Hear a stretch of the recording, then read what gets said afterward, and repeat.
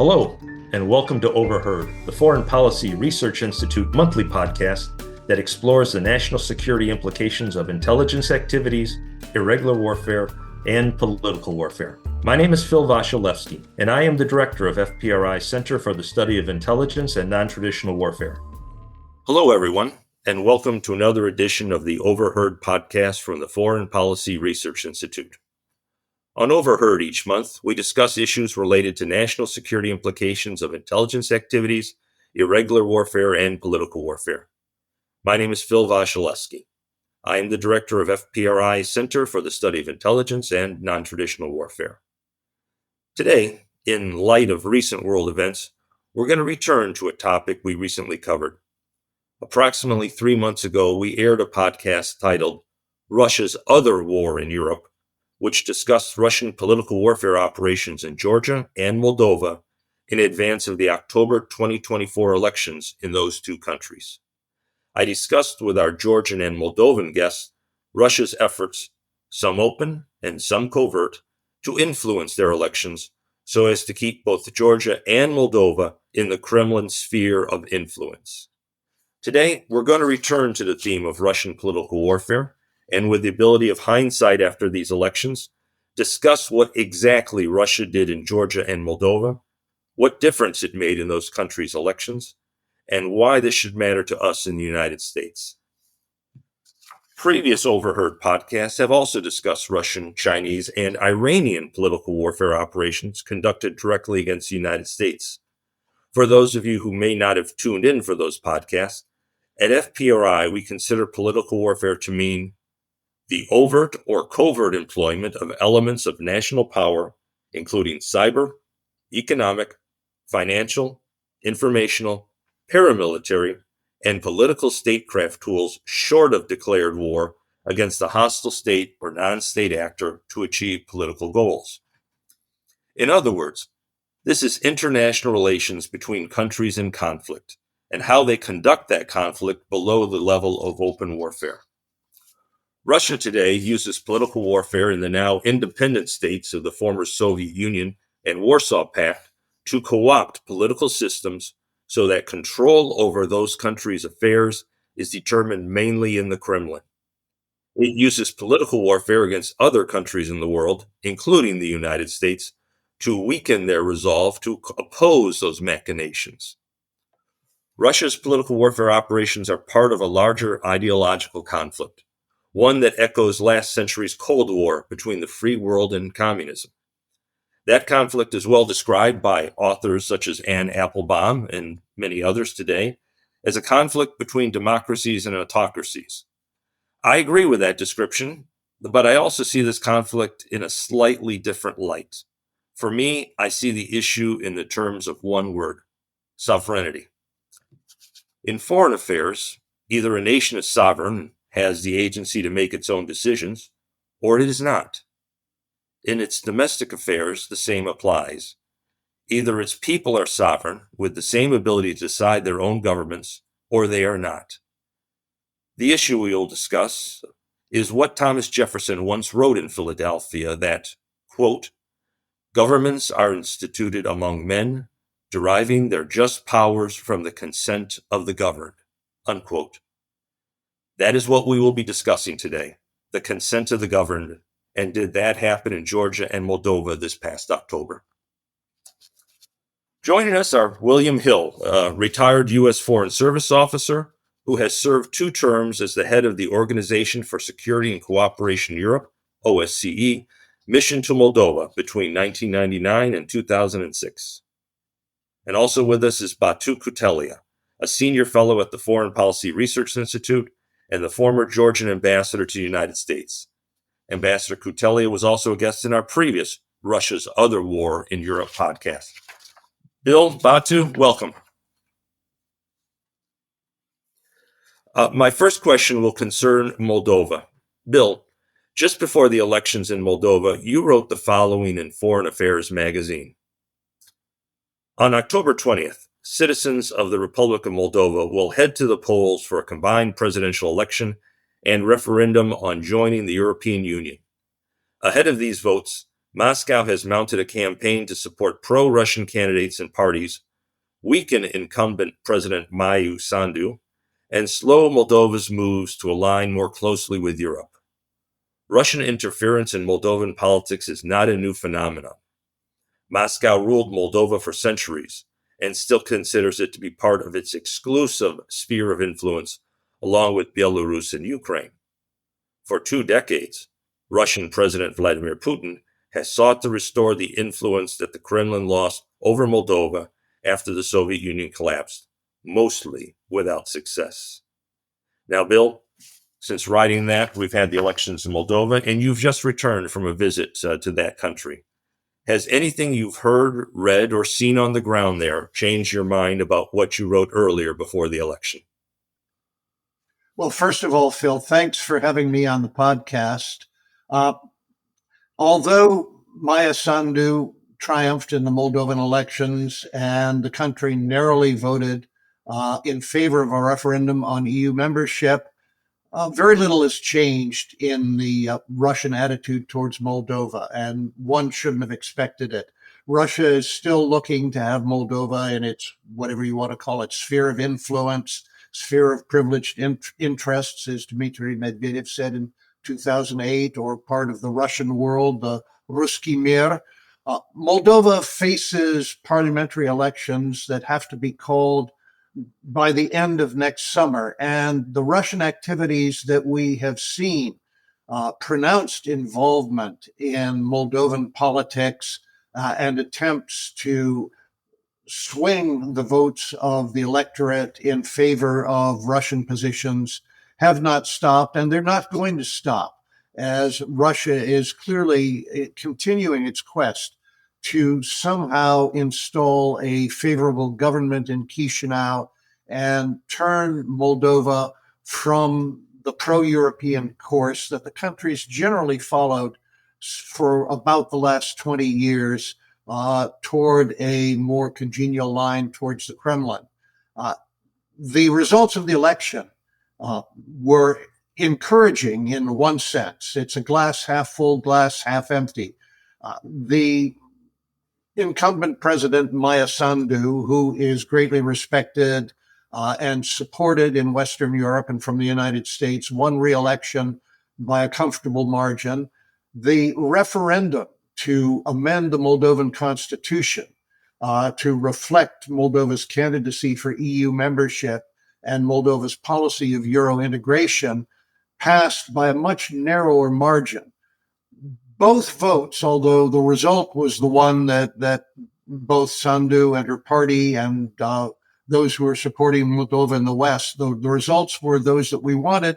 They were much narrower than one would have hoped for, especially on the referendum.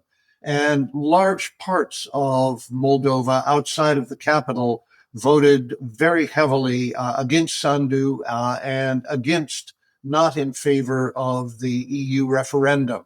So there is considerable scope for Russian meddling, Russian mischief, and Russian influence operations in Moldova, and it's going to be a problem as we face the campaign for the parliamentary elections to come next year. Bill, what was some of that meddling that was witnessed during the recent Moldovan elections? Well, it's remarkable. I mean, I've seen it for years. When I was there working for the OSCE, the Russians tried to send political technologists to help Moldovan parties in campaigning and in skewing the vote. But in this case, the Russians have a Moldovan political party, coalition of political parties operating out of a headquarters in Moscow and St. Petersburg. A former oligarch, Ilan Shor, who was in exile in Israel for some time and early this year, moved to Moscow, who participated in a massive theft and scheme of money laundering in the past decade. Shor runs a political party and a coalition of other parties run out of Russia, financed with his money and Russian money that they give to him. And you see a parade of members of parliament and other political figures back and forth to Moscow, conversing, coordinating with Shor, with Russian figures. Also, during the campaign, the Moldovan police uncovered a scheme involving perhaps tens of thousands or more Moldovans, in which organizers were getting money from Russia through Russian banks and were buying votes, were paying Moldovans to vote the way the Russians instructed them to. And the money was it could be accessed by the people. They were paid off by given cards that they could redeem by going online banking through Russia in order to evade international sanctions. These are some of it was a massive scheme. It was intrusive. It had people operating at all levels. There was a media campaign. It was really something quite massive and quite remarkable. I'd say it was remarkable. There was always that 10% that didn't get the word about how to be paid, because we had YouTube videos coming out that very day from Moldova of people saying, okay, I voted for Shore's party. Where do I get my money? Indeed, you had Moldovans going to the polls and talking to Western reporters. I mean, I saw both reporters from RFERL and from BBC talking to voters who said, yes, I got 1,000 rubles or so many lei to vote, but I don't know where to pick up my money. It was really a gross, a very overt and massive involvement, and just something that is really remarkable to watch, and a real threat to Moldova's the integrity of their future elections. Thank you, Bill. Ambassador Kutelia, you too have just returned from your native Georgia and were present during the election when the political party Georgia Dream won again a parliamentary majority. Can you tell us about the recent election there in your native land and what impact Russia had overtly and covertly in helping Georgia Dream stay in power? Yes, the Georgian election was important milestone for Russia to finalize its state capture that Russia has been orchestrated for almost a decade in Georgia. So, in comparison or in difference to Moldova, Russia is maybe better positioned to finalize the state capture in Georgia because Russia managed to install in Georgia made in Russia oligarch Ivanishvili in power. So, and entire state institutions are under his personal control. He put his personal loyalists. So Georgia state institutions are serving the purposes of Ivanishvili and his Georgian Dream government to consolidate power. And this election was intended to finalize or to legitimize Russian pro-Russian government in Georgia. So what happened? We barely can call what happened in Georgia in the election because even with the superficial analysis of the entire process, you could see that Georgian Dream was preparing to rig this election. All the state institutions and plus Russian instruments of overt or covert influence were assisting this process. So, for example, if we refer to the preliminary conclusions of observer missions and analysis that opposition parties did, for example, they observed almost 40 type of different violations of elections. 85% of those violations were systemic, and they showed the final results that Central Election Commission, which is again under the political control of Ivanishvili and his personal loyalists have been appointed there. They showed a 13% difference with the exit polls conducted in favor of the ruling party, comparing to the two exit polls that credible Western institutions conducted. That never happened before because these polls were in the previous elections very accurate. And all those violations has been detected on 72% of all precincts all over the Georgia. So these statistics really show the anomaly, but the interesting factor here is that it's not just a badly managed elections. I think it was a very well administered rigging process where all the institutions conspired to grab the power, assisted by the Russian intelligence interference. So I rather call it a soft coup d'etat. So taking power to the by the political force, which has no legitimacy, because in reality, Georgian people voted differently, but through the manipulations, Georgian Dream decided to grab the power. So, in a nutshell, it was an attempted coup d'etat. The process is not finalized. Georgians are still protesting, and internationally, nobody recognized these elections besides Maduro, Nicaragua, Russia, Iran, and North Korea. Batu, you used the term state capture that I'd like you to explain in more detail for our audience, because this is a very important term, and you kind of referred to it also at the end here. What exactly is state capture, and what tools did the Russians provide to help with the state capture? Yeah, state capture is the most pervasive form of corruption, where one person or a group slowly attempts to control most of the state institutions. In Georgian case, I think we are witnessing the most massive form of this state capture. Well, all the institutions, including the judiciary, are under the control of one person, the Russian oligarch Ivanishvili, and his proxies. And none of those institutions are able to perform what is their constitutional or legal mandate. And it happened slowly, step by step, when GD came to the power, and they were assisted through corruption, and entirely state capture was lubricated by the corruption, Russian money laundering, and also the most important component to it, the propaganda. Additionally, we've seen now also the violence against the opposition, political opponents, and activists. So these all tools were combined together to assist Ivanishvili and his proxies, this kleptocratic pyramid, which, like with umbilical cord, is connected to Russia financially, morally, and politically, to have decisive leverages on the country's future. While 85% of Georgians want to go to the West and be a democratic country, Ivanishvili and their proxies are dragging country towards Russia. And Russia is assisting them financially and also politically. One component was, you mentioned in your introduction, this fear-mongering, fear of the war as an informational operation. So while Russia captured 20% of territories in 2008 when they invaded Georgia, then after this they attempted a state capture. And using the military or threat of use of force as a factor of influencing public public mood, and the fear-mongering as a tool to assist the pro-Russian government to stay in power.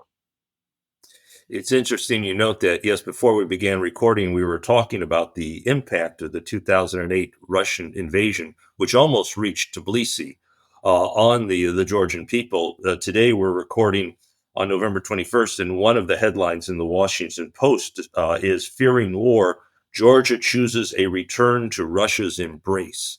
And I think this should be something we consider also when we look at Russia's operations and war, not just in Ukraine, but threats against other countries along its periphery. I'd like to return to Bill for a moment and Moldova. Now, Bill, in your introduction, you mentioned that Moldova is a parliamentary system and is going to have parliamentary elections before July 2025. That being the case, do you think Russia will make the same attempts to influence those elections in the same way? Or do you think Russia will admit defeat and not pursue operations against the Moldovan elections like they did this time? What's your opinion? Well, Russia has not admitted defeat over 30 years as I've been watching their involvement in Moldovan politics, so I don't expect to see that now. The Moldovans that I talked with last week certainly are worried about it. They are looking at the results of the last election. They're looking at the contours, especially how the votes were distributed, places where Russian influence was apparently successful in the most recent elections, and where it might be successful or more successful in the upcoming election. And you're looking at least two or three major parties that have overt support from the Kremlin, as well as a couple of other parties that have a history of adopting or at least seeming to favor policies that lean towards more towards Russia than towards Central and Western Europe. So it's I certainly expect that there is going to be a real battle, and it is going to be a real struggle for the current ruling party of Action and Solidarity, formed by Maya Sandu and allies during the previous decade, to maintain its majority or a prominent of the first position in the next parliament. And the real power in Moldova lies with the parliament. The president is power of the current president and of previous presidents who've exerted great policy influence has been that they've been heads of the party that control the parliament rather than presidential power in its own right. Bill, there are certain elements in Moldovan society that do support the Russia approach towards world affairs in closer ties with Russia. Could you briefly describe Moldova? Because it's a multi-ethnic country, a very interesting history. If in a couple of minutes you can compress 300 years of Moldovan history for our listeners and tell them what are the sources of support for Russia and for Moscow's approach within the country that Russia's able to exploit and use. Well, the bulk of the population in Moldova are ethnic Romanians or Moldovans, Romanian speakers, but there's a considerable ethnic Russian, Bulgarian, and Turkish Orthodox population. Moldova was liberated in the 18th and 19th centuries from the Ottoman Turkish Empire by the Russian Empire, and then Russia annexed what is present-day Moldova, Bessarabia, in 1812. So Moldova's been a part of the Russian world for at least 3 centuries, and there's a considerable influence of Russian language and culture. I've lived a total of maybe over 10 years in Moldova, off and on over the past 30 years, visited often. My experience is it's Russian culture that is more important there than overt support for Kremlin policies. Just because of the 2.5, 3 centuries of living next to Russia and as part of Russia, large portions of the population, even those with Romanian last names, Romanian ethnicity, speak Russian at home. They get their news from Russia. They like Russian movies, Russian music. And so they're oriented towards Russia. They're inclined to be favorable towards Russian culture, although they don't necessarily want to be ruled from Moscow. And it's been a collision of cultures as much as overt political ideologies that have really influenced the debate in Moldovan politics since they got independence in 1991. Batu, kind of the same question. Just as in Moldova, the concept of balancing more towards Moscow than towards the West does have support amongst part of the population. And that support is not just manufactured by the Kremlin, but is often based on cultural, linguistic, religious, and or economic factors. As a matter of fact, when you and I met last year in Tbilisi, I interviewed you on this facet of Georgian politics. Could you discuss the basis of support for the Georgian Dream, or GD, political party, and how Russian soft power, such as church ties, economic interests, the cult of Stalin, recent immigrants from Russia, etc., influences those traditional aspects of the Georgian electorate? Yes, that's an important question. But also, I would like to refer to the title in the Washington Post that you just read, which says that the Georgians choose. Georgians did not choose pro-Russian government. It was not a Georgian choice. All the public opinion polls and exit polls prove that 60% of Georgians voted for the pro-Western opposition. But you are right, roughly 40% is a support of the GD. So if we deconstruct this 40%, mostly this support comes either through the administrative resources, through the corruption, or voter buying. Um, Russia tried several times to orchestrate a pro-Russian political forces, and they never got traction more than single digit, even like around 5% maximum. Because the idea of pro-Russianness is not something that gets traction in Georgian society, and it has its reason. Because since the regaining independence, Russia waged or orchestrated several wars in Georgia, including 2008 war. So being openly pro-Russian is not something that any political party can write on this messaging. But corruption, fear of the war, nostalgia of Soviet Union, and maybe this cult of Stalin, that resonates with the age group which has some kind of sympathies, but again, it's not predominant. Especially this spring, it was obvious when we saw huge amount of protest in Georgia, where mostly the younger generation who made their first step in the political life, so-called Gen Z, clearly showed that this Russian propaganda and GD propaganda, which are more relies on a traditional values or the so-called Russian style of traditional Orthodox Christianity, tailored in terms of the cultural similarity with Russia, did not work with this generation. So, but also, unfortunately, we've seen that Orthodox Church that has been heavily penetrated since the communist time, and it was part of the KGB operation against the captive nations like Georgians, Ukrainians, Moldova. Even we've seen it in Europe, in the Balkans, for example, in Montenegro as well.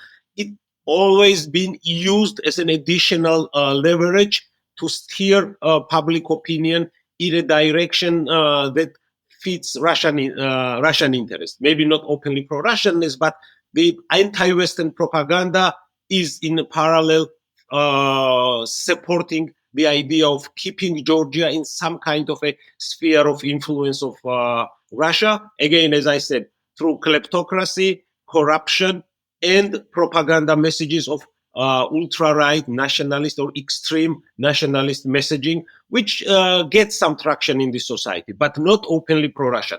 Because in Georgian case, openly pro-Russianness is something that never worked, notwithstanding some initial attempts last several years. So that's why I think Georgian Dream, controlled by Russian oligarch, made a very good tailored propaganda machine to maintain their base or their support base through kind of a corrupted mechanisms and kleptocracy, but also very sophisticated informational campaign that includes anti-Western propaganda. We've seen government organized troll accounts that were and the social media has been quite widely used to orchestrate this process with the help of different media checker organizations. We expose this network of unauthentic troll factories paid and controlled by the government. So you could see similarity in terms of technology because they've been operated exactly like Russian troll factories or Chinese troll factories. So it was a government propaganda, while government rhetorically, initially until this moment, were maintaining the facade of pro-Westernness. In reality, they were financing and orchestrating anti-Western sentiments in the society as a fertile ground for them to maintain power. Thank you, Batu. I'd like to conclude our podcast with a question for each of you, and it echoes what I asked the last time we were discussing this, and why this matters, why Russian political warfare operations against countries that are not even NATO allies or are on the periphery of NATO should matter to listeners in the United States. Because as we read our news and listen to broadcasts, There are many in the political sphere who seem to be channeling their inner Neville Chamberlain and saying that this is not important.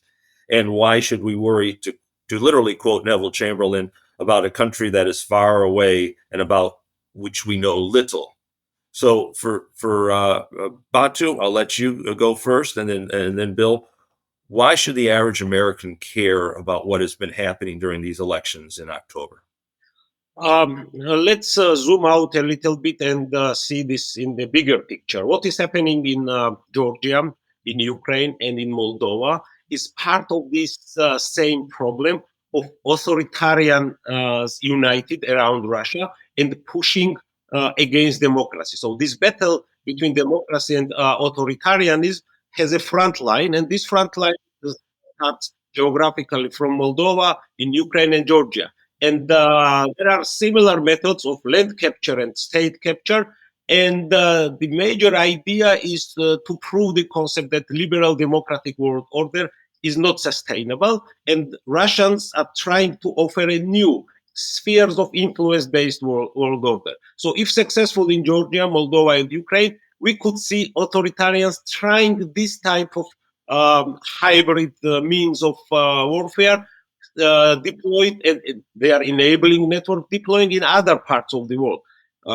The 21st century authoritarians led by Russia and Putin is different than the 20th centuries. It's not only the homegrown authoritarians who care only domestic power and they are clinging to the power. They went on offensive. They are now trying to deploy their networks within our democracies. Georgia, Moldova, and Ukraine are fragile democracies and more vulnerable, but we've seen these tools deployed in a more established institutional democracies and proved to be quite effective in terms of not only fabricating the problems, but putting oil on existing problems, polarizing society, and making states dysfunctional. So that's why Georgia is more than Georgia, Moldova is more than Moldova, and Ukraine, more importantly, is more than Ukraine. So whether militarily or politically, defeating Russia in those countries will have a very positive effect of rules-based, establishing and consolidating rules-based international order. Thank you. Bill, what's your answer to the same question? Well, Moldova is indeed a small country and far away, and many people don't know a lot about it, but it's a country that since it got independence in the early 1990s has an admirable record of holding open elections, competitive elections, and respecting the results.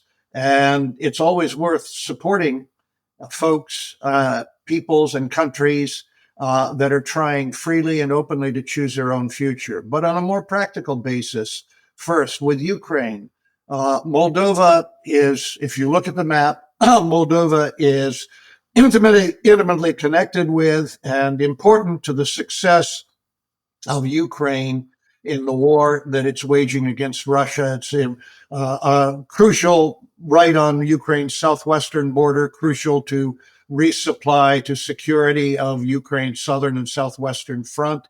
And in that sense, it is an important part, a free, independent, and pro-Western as opposed to pro-Russian Moldova is important to Ukraine's success in this battle. But finally, on a larger scale, Russia's war in Ukraine is not just for territory in Ukraine. The Russians made that clear in the set of conditions that they gave to us in 2021, shortly before they invaded and began the major war. Russia seeks really to upend, to rewrite the rules of the world order, and to change basically the way in which Americans live in the world. Look who Russia is allied with now. They're close to China. They're close to Iran, getting military equipment from Iran. They've got North Koreans fighting for them on one of the regions bordering Ukraine. Russia is in the midst of a larger campaign directed against Western Europe, our NATO allies, and against the United States itself. And without going into the details, if they succeed, we're going to live in a world where Americans are going to be less free and less secure to travel. We're not going to be able to trade as freely, to buy and sell, to get things. And it's going to be a more dangerous world and a more unpredictable world in which American security is going to be at far greater risk, and the prospects for peace far less certain. So all of these are good reasons to support those who are fighting Russia specifically in the region, but against its larger ambitions, which coincide with our ambitions for a freer, more open, and more peaceful world. Thank you.